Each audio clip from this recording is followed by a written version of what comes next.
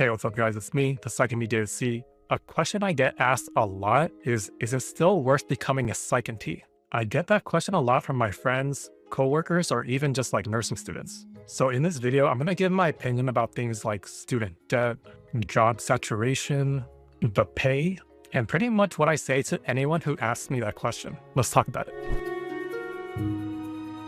And a quick disclaimer, this video is for educational purposes only and it's not meant to be career advice. Now let's dive into the state of mental health care in 2026. Supposedly, demand still outpaces supply nationwide, meaning there's a higher demand for Psych NPs than there is a supply of Psych NPs. And that's definitely going to vary from state to state and even city to city.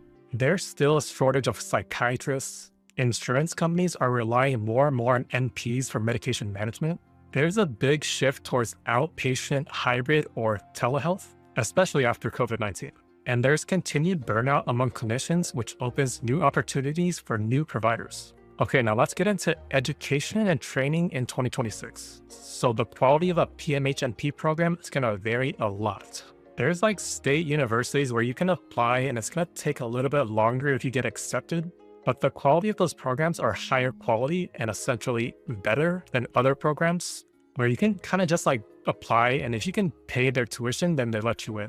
A lot of people refer to these schools as degree mills because they pretty much just like hand out degrees as long as the students have the money. The cost of each program is definitely going to vary a lot too.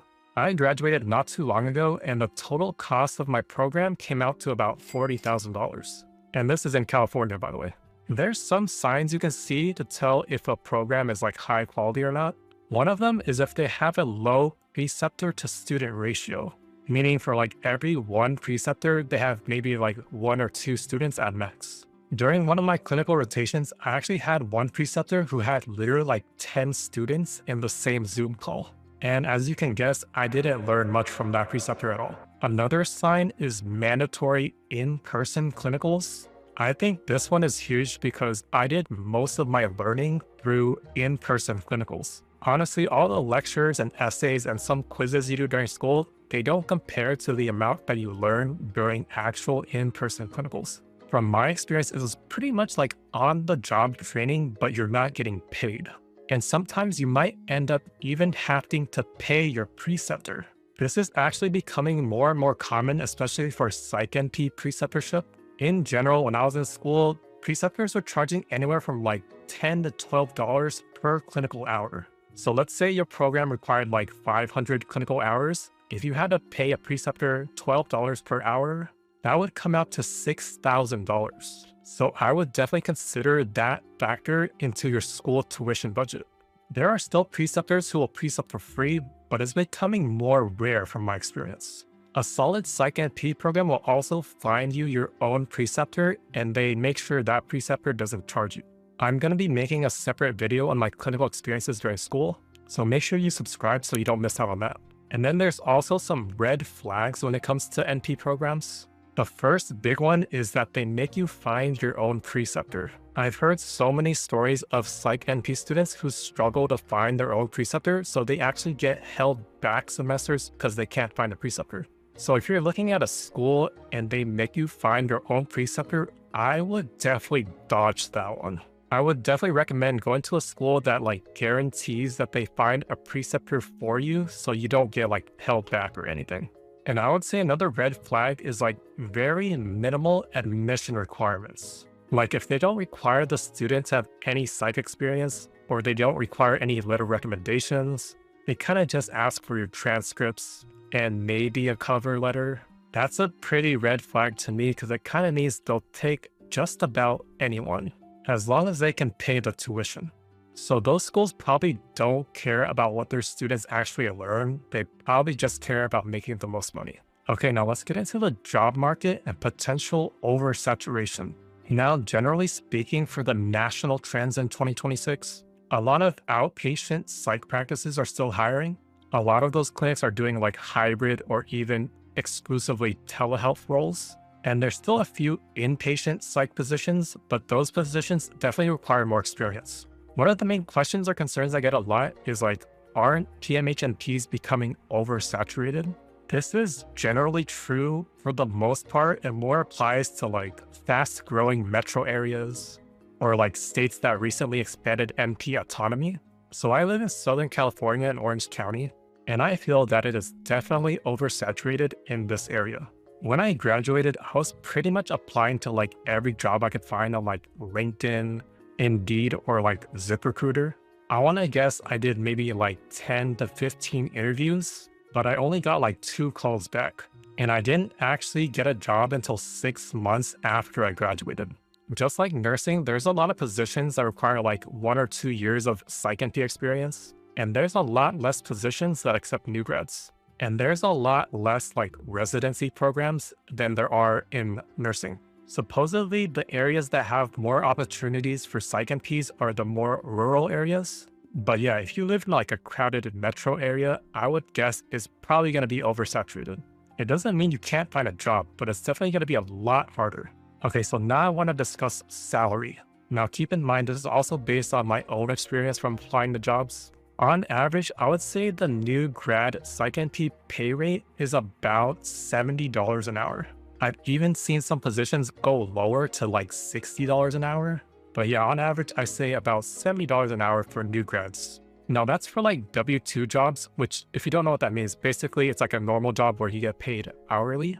But a lot of Psych NP jobs are also 1099, or basically it means you're an independent contractor. So you don't like actually work for that company, like you're your own boss essentially. So those positions, you get paid for each patient that you see instead of getting paid a set hourly rate. So basically, the more patients that you see, the more you get paid.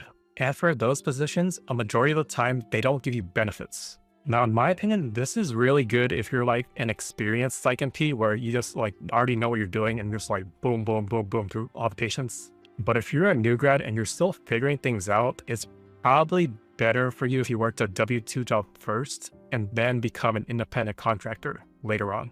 But yeah, back then, maybe like 5 years ago when I first heard about Psych NPs, my coworkers tell me, oh yeah, we make like 200, 300K per year easy. But nowadays, especially as a new grad, you're definitely not going to make that much. So I wouldn't go into it expecting like a huge pay jump from your RN position. Okay, now let's go into some of the downsides of becoming a Psych NP. I would say the biggest one for me so far is like lawsuits and liability. Like I'm always scared that like somebody's gonna sue me or someone's gonna look at my progress notes and see that I did like malpractice or something. Even when I'm off the clock, I still think about it here and there. So that's definitely the biggest one in my opinion. And then another one is you might get abused by your employer as a new grad NP, especially in a W-2 hourly position. Like let's say you're new and you're getting paid like $60 an hour, but your job like fully stacks you with patients every 20 or 40 minutes. Like if you have a returning patient, you only get 20 minutes. And if you have a new patient, you only get 40 minutes.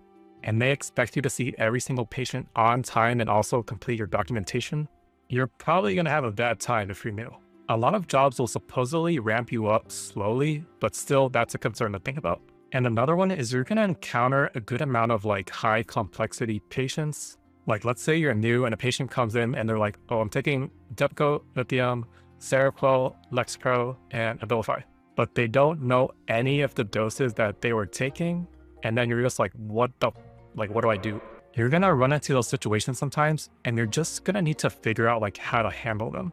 You're definitely gonna feel underprepared as a new grad, but I mean, I think that's the case for like any new grad field anyway, So bottom line, is it still worth it to become a Psych NP in 2026? I would say it really depends on you and kind of like where you live. If you're someone with no psych experience at all, or you just don't like psych, I would definitely not recommend doing it. There's just so much like more liability and risk for like slightly higher pay than your RN job. So I really think you gotta like psych at least if you want to become a Psych NP. Now, if you do like psych and you're okay with like struggling in the first couple of years, then I would definitely say it's still worth it to become a Psych NP. Your first couple of years are going to be rough because you're still like figuring everything out, and you're going to have lower pay than a lot of other Psych NPs. But after 2 years or so, you're definitely going to get more opportunities and better pay. I hope you found this video helpful. If you did, make sure to like and subscribe. I do a lot of videos regarding like Psych NP career stuff and just like general psych stuff. I am also on TikTok and Instagram if you want to follow me over there at ThePsychNPDavidC. I do medication management for adults living in California. If you're interested, there's a link down below. And with that, your mental health just leveled up. You're welcome.